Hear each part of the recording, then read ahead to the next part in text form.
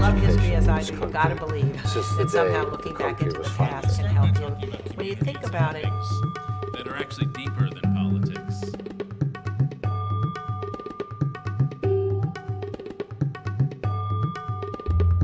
Every time I think I'm getting big for my britches, the universe has a way of sort of smacking me down and trying to humble me a little bit.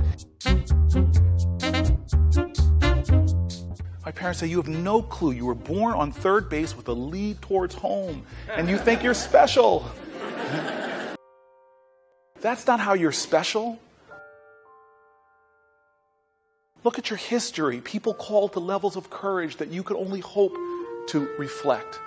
Storming beaches in Normandy, standing on shores of Midway.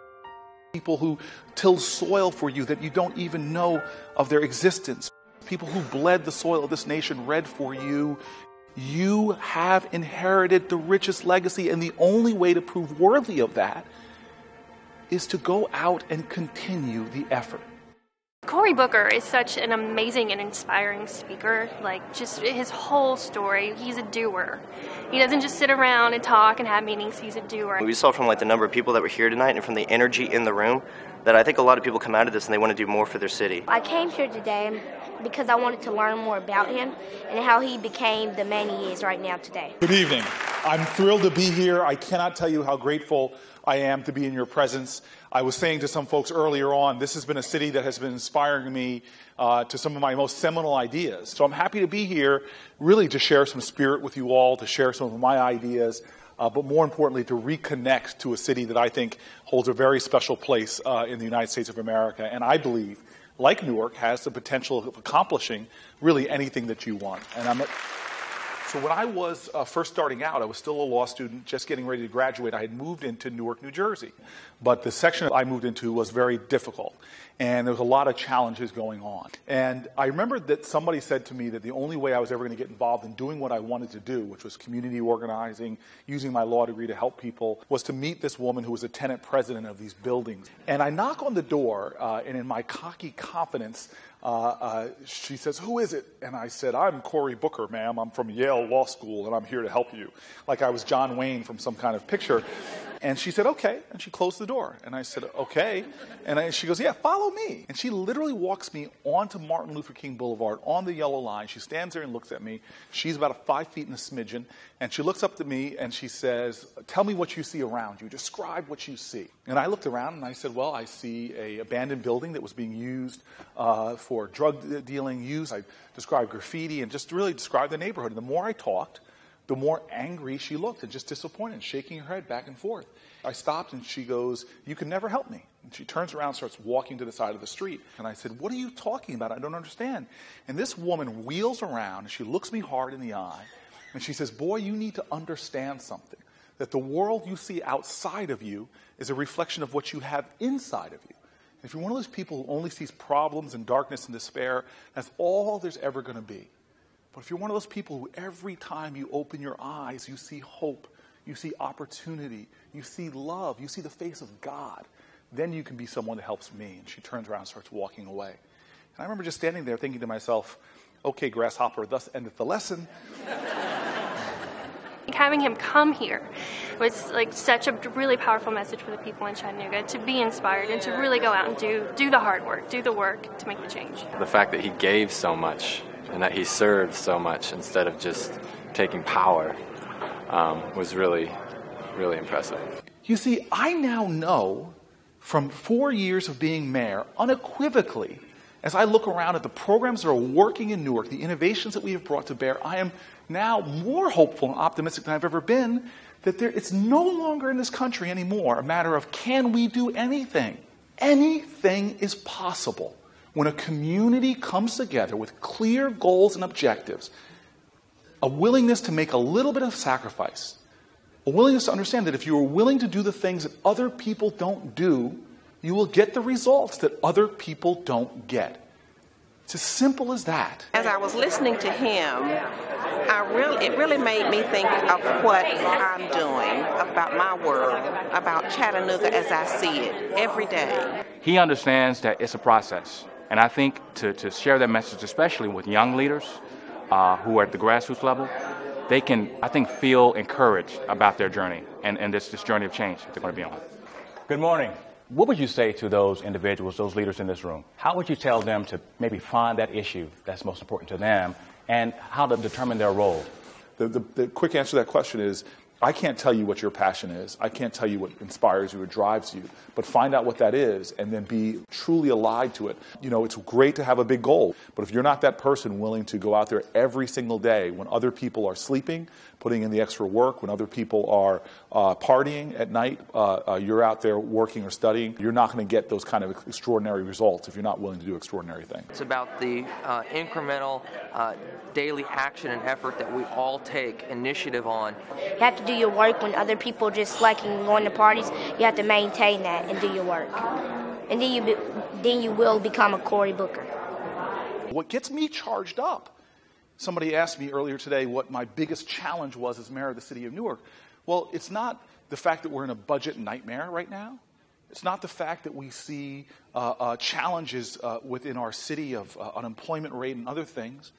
The biggest challenge that I see in our community is a spiritual challenge. We are our own worst enemies. And it lies in this horrible, what I call toxic resignation, that where people are just resigned to things as they are. They've stopped having that vision of what can be, what should be, what must be.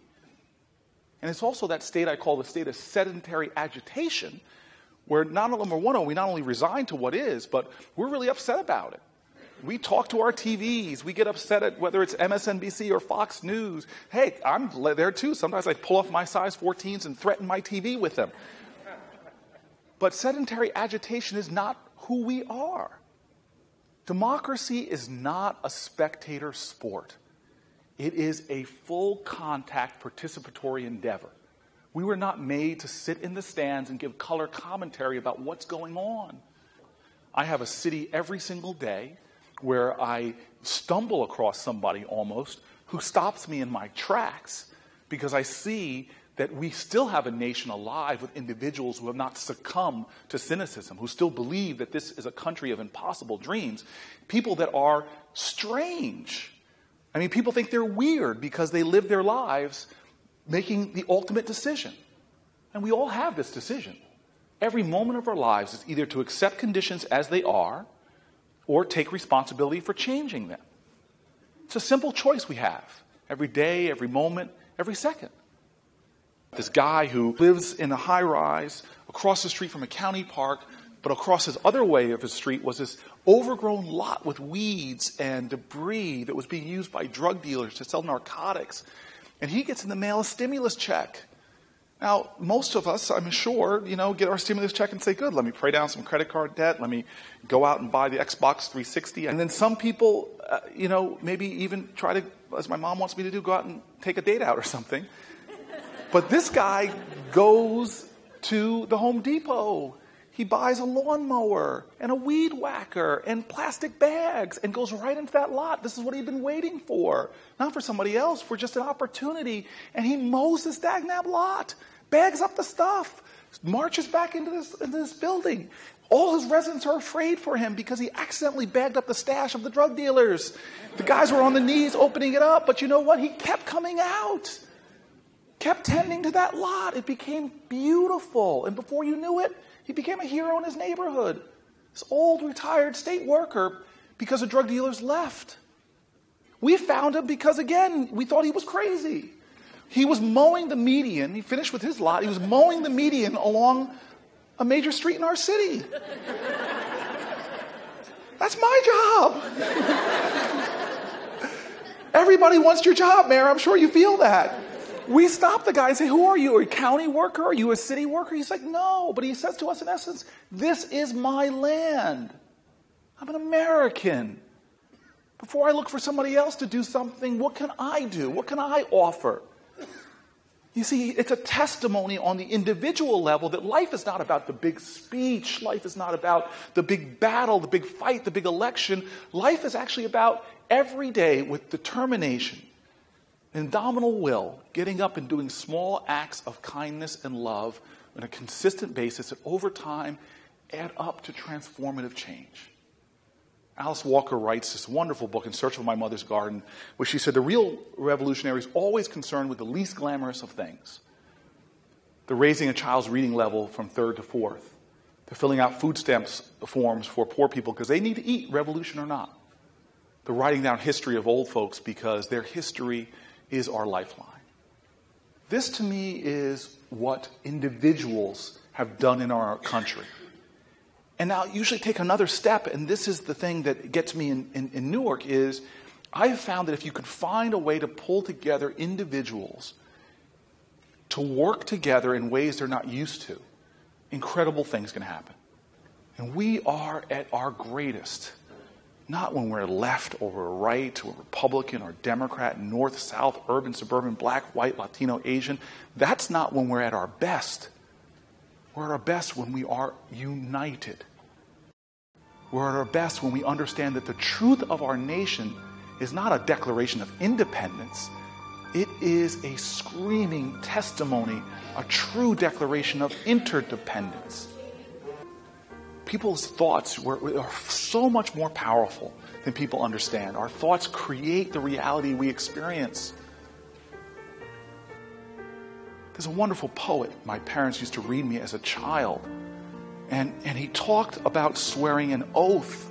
And the poem goes like this: "Oh, let America be America again. The land that never has been yet, but yet must be. The land where everyone is free. The poor man, the Indian, the Negro, me. Who made America? Whose sweat and blood, whose faith and pain, whose hand at the foundry, whose plow in the rain must make our mighty dream live again. Oh yes, I say it plain, America never was America to me, but I swear this oath, America will be." In this city, in this American space, I know this nation can be made real for every one of its citizens. And it's not going to just happen inevitably. It must be pulled forth with a common commitment, with a bold vision, and with a ceaseless determination. As I said to the group earlier, this is not just a dream or a vision. I believe it is your destiny and ours. Thank you very much.